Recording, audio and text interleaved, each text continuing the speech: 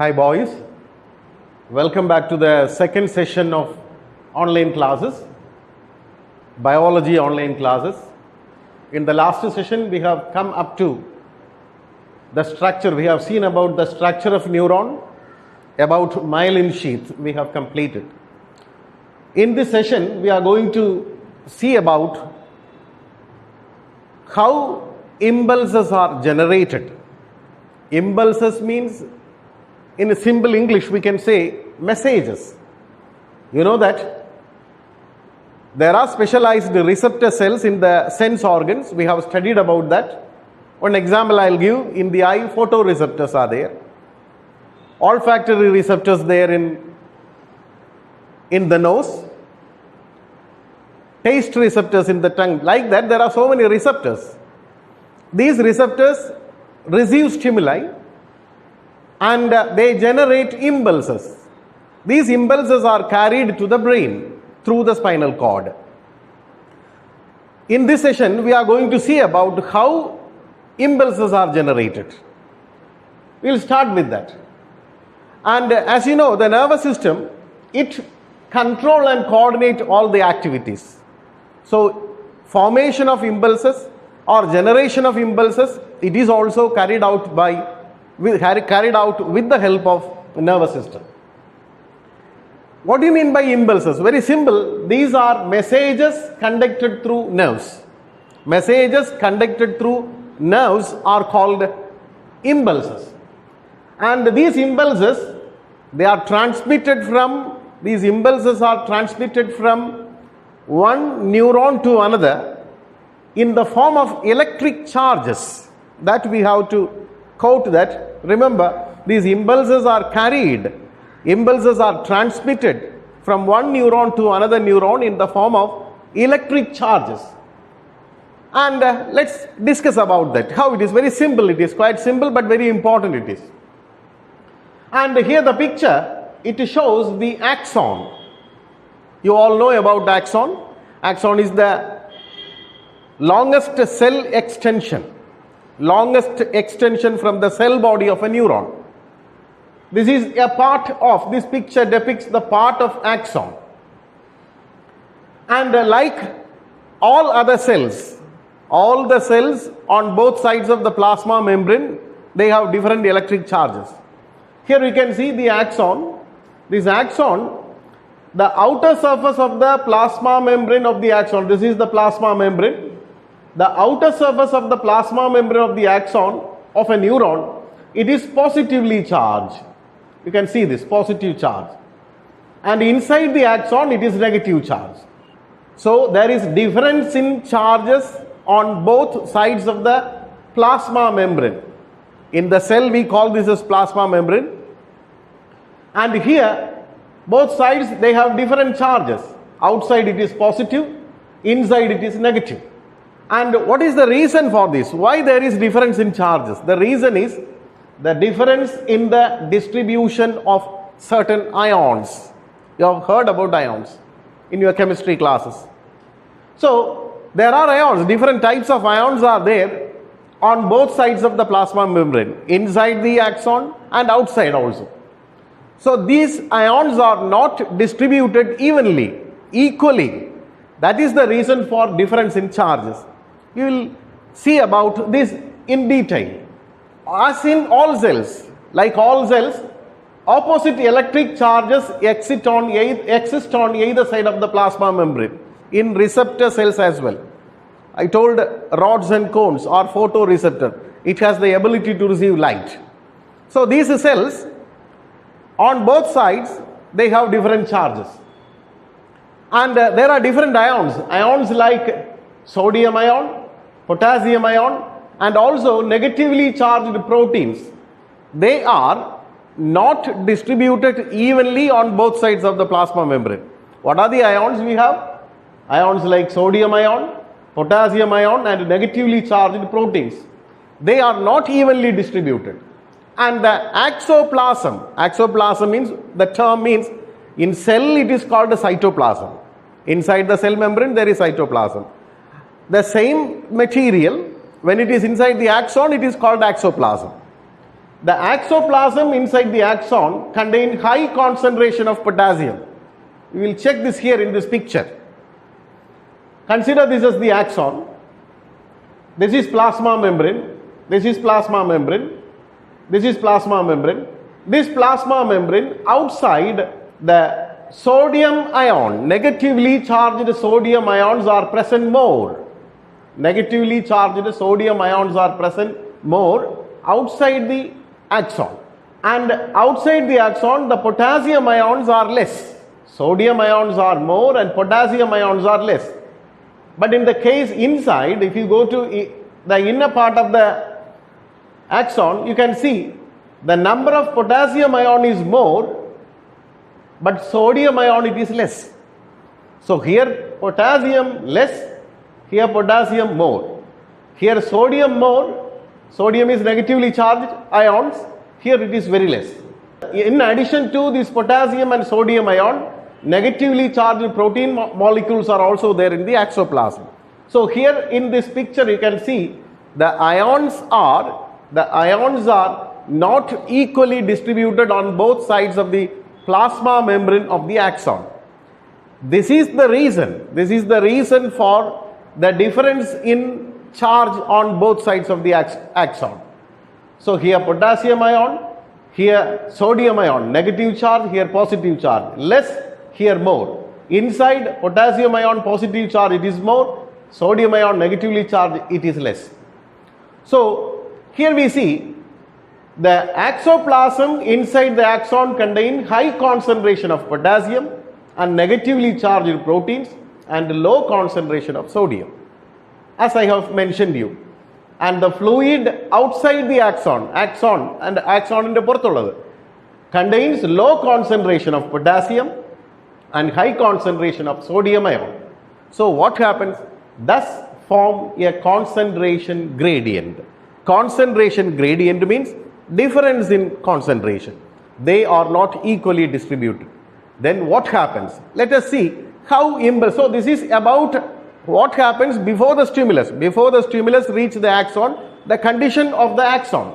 That I have explained now. Now you see, this is the condition now. And when there is a stimulus means, light may be a stimulus, touch may be a stimulus, pressure, cold, heat, whatever it may be. When there is a stimulus, this axon, it is stimulated. When it is stimulated, what happens? Let us see what happens to the charges, in the axoplasm and in the axon. This is stimulus. When stimulus comes, what happens? The distribution of ions in that particular part, here, this is the part where the stimulus occurs. This stimulus changes the distribution of ion in this part, and so what happens? The inner part become positive and the outer part become negative. This change occurs because of the stimulus. When the axons are stimulated, the distribution of ions in the particular part means where the stimulus reach. And what happens? Their change occurs. So inner surface become positive and outer surface become negative charge. And then this charge difference, the momentary charge difference, what happens? It stimulates its adjacent parts. Adjacent parts, there also it change occurs. See here, positive, and this become negative, here it becomes positive. Then this plus will become negative, this minus will become positive. And then like that, this positive will become negative, this one will become positive. Like that it goes on. Like that the charges, they begin to flow. The flow of charge, that is called impulse. So the momentary charge difference stimulates its adjacent parts. Adjacent means nearby parts. And these similar changes occur there also. So similar changes means here you see it is negative and positive. Similar change occurred here also. So this positive will become negative and this will become positive. Like that, this flow of charge. But one thing you have to remember, but automatically the charges again it comes to the original state. Here it is positive. Now it becomes negative, this becomes positive. What happens to this positive? this positive will become again negative. The same manner it will change. So the charges, they begin to flow. So the flow of charge, now impulses are messages transmitted through this neuron. Like this, the charges, they flow. This flow of charge, that is called impulse. Flow of charges, that is called impulse, we call, right? Here in this one, I'll give this one in PowerPoint as well. There you can see it is Malayalam, what happens to the flow of charges. Okay, if you want for further reading, you can take this use of. I'll give it in the PowerPoint presentation. And here are some pictures which give more details about that. Positive charge, negative charge, stimulated, they become the change in the charges that flows, and depolarization speeds forward, repeating the process. Okay, some other examples for that. Here you can see movement of charges. Sodium is coming down, potassium going up. This is another picture.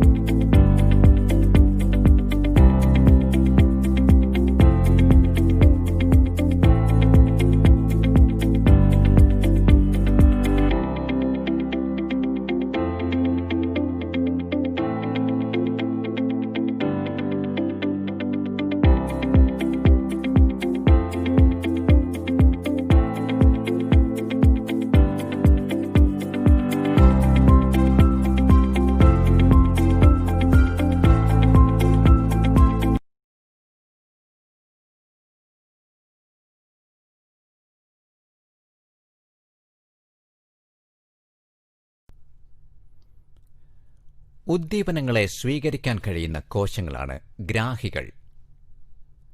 ഗ്രാഹികൾ രൂപാന്തരം പ്രാപിച്ച ന്യൂറോണുകളാണ്. കണ്ണിലെ പ്രകാശഗ്രാഹികളും ചെവിയിലെ ശബ്ദഗ്രാഹികളും ഈ ഗണത്തിൽപ്പെടുന്നു.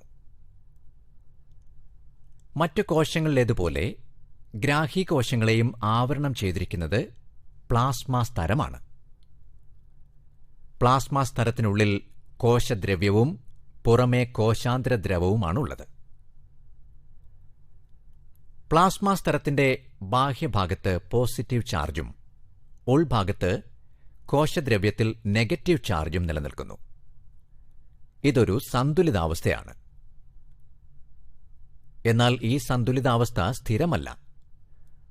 അത് തകിടം മറിഞ്ഞുകൊണ്ടിരിക്കുന്നു. ഇത്തരത്തിൽ തകിടം മറിയുന്നതിന് കാരണമായ സാഹചര്യങ്ങളാണ് ഉദ്ദീപനങ്ങൾ. ഉദാഹരണം പ്രകാശം, ശബ്ദം, ചൂട് മുതലായവ. പ്ലാസ്മ സ്തരത്തിൽ ഏതെങ്കിലും തരത്തിലുള്ള ഉദ്ദീപനങ്ങൾ ഉണ്ടാകുമ്പോൾ ബാഹ്യഭാഗം നെഗറ്റീവ് ചാർജും ഉൾഭാഗം പോസിറ്റീവ് ചാർജുമാകുന്നു. ഇത് താൽക്കാലികമാണ്. വീണ്ടും പഴയ സ്ഥിതിയിലാവുന്നു. എന്നാൽ ചാർജ് വ്യതിയാനം പ്ലാസ്മ സ്തരത്തിലൂടെ മുന്നോട്ടു പോകുന്നു. ഇതാണ് ആവേഗം അഥവാ ഇംപൾസ്. ആവേഗങ്ങൾ ന്യൂറോണുകളിലൂടെ പ്രേഷണം ചെയ്യപ്പെടുന്നു.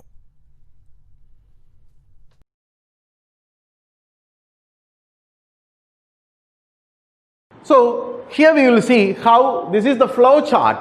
Here you can see the flow chart which explains the flow of impulse through the neuron. So the impulse means message. You know how impulses are generated. So these impulse first received by dendrites, from dendrites to dendron, dendron to cell body to axon, axon to axonite, then to the synaptic knob, then synapse, and go to the adjacent neuron. Next neuron, the messages. You can see this is a synaptic knob. This is a synaptic knob. This is synapse. This is the dendrite of another neuron, adjacent neuron, nearby neuron. Dendrite of adjacent neuron. This is synaptic knob. And it goes down through this and reaches the next dendrite. Okay, now let us explain about what is a synapse. Usually in most of the question papers you can see a question related to synapse. And impulses are generated in the receptor cells. They reach the brain. Impulses which are generated in the receptor cells. Different receptor cells, you know. We have seen about the different receptor cells. These impulses which are produced, which are created, which are generated in the receptor cells, they reach the brain through the nerves. The brain, what it does means it analyzes the impulse. Message, it analyzes it. Which type of message, which type of impulse it is. And the brain gives direction for proper response. Brain gives direction, proper response. The body responds because the brain gives. How the brain gives? Brain analyzes the impulse and it give direction how to respond. So to make this possible, for this process, from the receptors, impulses are carried to the brain. From the brain, then these impulses are again carried to the organs which they respond. And to make this possible, the impulses formed in a neuron ought to be transmitted to other neurons and associated cells. From one neuron, the impulses has to reach the next neuron. From one neuron, it has to reach a muscle cell. So, when I already told that what happens means when the axons are stimulated, there is difference in charges. That charges transferred to the difference in charges transferred to the adjacent charges, and that results in flow of impulse or flow of electric charge, that is called impulse. These impulses through the axon go to the axonite, then go to the synaptic knob. Okay, these are in the form of electric impulses. When these electric impulses from the axon reach the synaptic knob, what happens means certain chemical substances are secreted from the synaptic knob. Synaptic knob releases or produces some chemical substances. You see, the impulses are transferred through the axon in the form of electric charges. We can say electric impulses. But when it reaches the synaptic knob, it is changed to chemical impulse. Electric impulse is converted to chemical impulse in the synaptic knob. Synaptic knob releases some chemical substances into the synaptic cleft. Here you can see this is synaptic knob. Electric impulses reach. This synaptic knob releases some chemical substances. These chemical substances are called neurotransmitters. Neurotransmitters are the chemical substances released by the synaptic knob. These chemical substances, they reach the dendrite of the next neuron. There what happens? This chemical impulse is again converted into electric impulse. So electric impulse passes through one neuron, reach the synaptic knob. When it comes to the synaptic knob release again chemical substance which is called a neurotransmitter. That is the way by which the impulses are transmitted from one neuron to another neuron. So see here, these chemical substances are called neurotransmitters. They stimulate the adjacent dendrite or cell and a new electric impulse is generated. There are two examples for these neurotransmitters, acetylcholine and dopamine. Acetylcholine and dopamine are two examples for neurotransmitters released by the synaptic knob. So the synapse help to regulate the speed and direction of impulses. What is the use of the synapse? What is the function of the synapse? It says helps to regulate the speed and direction of the impulse. You have to underline this part because it is very important. It will be there. They'll ask what is the function of the synapse. So my dear guys, once again I repeat, impulses are transferred in a neuron in the form of electric impulses. They reach the synaptic knob. Synaptic knobs are stimulated. They release chemical substances into the synaptic cleft, and these chemical substances are called neurotransmitters. Neurotransmitters examples, acetylcholine and dopamine. You can see in this picture about synapse. Now let's see about, there are different types of synapse are there. Okay, synapse between two neurons, one neuron and another neuron, between a neuron and a muscle cell. This is a neuron and this is a muscle cell. So this is called a neuromuscular junction. So this question they have asked in the last examination, public examination, neuromuscular junction. So synapse between a neuron and a muscle cell, synapse between a neuron and a glandular cell, cells that present in the glands. So three different types of synapses are there. Synapse between two neurons, synapse between a neuron and a muscle cell, and synapse between a neuron and a glandular cell. Okay, this picture, this is one neuron, impulses move through this in this direction, reach the next neuron, and it again flows through this. So here it is electric, here it comes to chemical, then again it moves to the next one in the form of electric impulse. This picture shows this is a synaptic knob. The synaptic knob releases neurotransmitters into the synaptic cleft. This is the dendrite of the adjacent neuron. They receive it, change into electric impulse.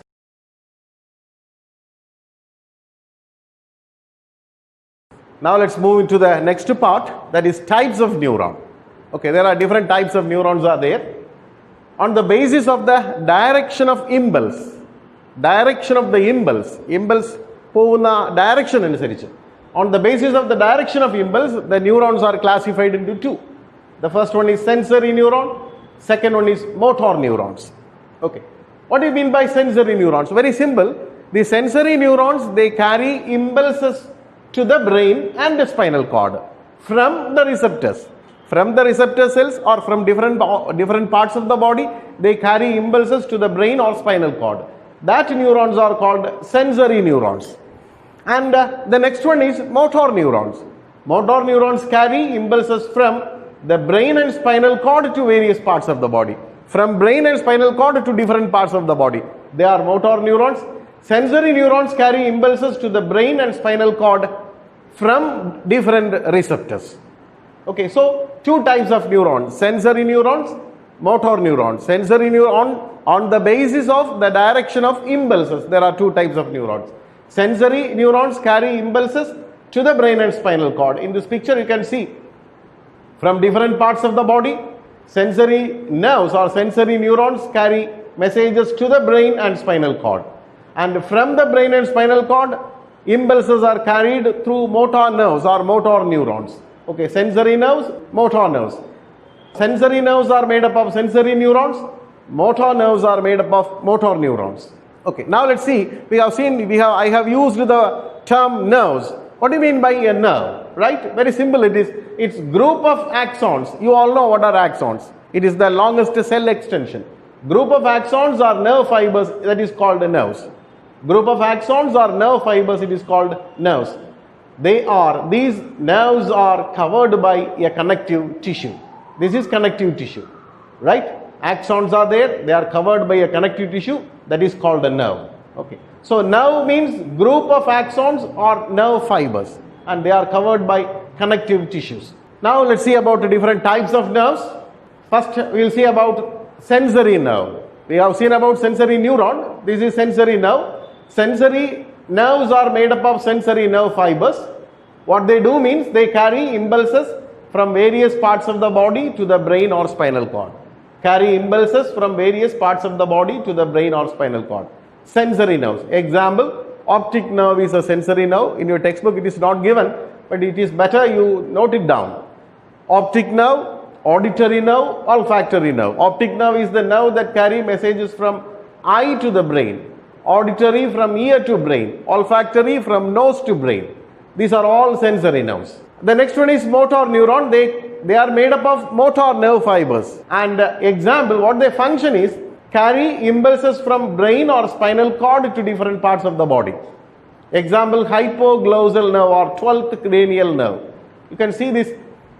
This is hypoglossal nerve. This is medulla oblongata of the brain. This is hypoglossal nerve. You can see this hypoglossal nerve. Hypoglossal nerve is an example for motor nerve. The next one is mixed nerve. Mixed means they are made up of both sensory as well as motor nerve fibers. They carry impulses to and from brain and spinal cord to different parts of the body. From different parts of the body to the brain and spinal cord, and from brain and spinal cord to different parts of the body. And example, vagus nerve. Vagus nerve, facial nerve and spinal nerve. You can see here in this picture. This is vagus nerve, very important one. It is a remarkable nerve. Numerous structures it is related to.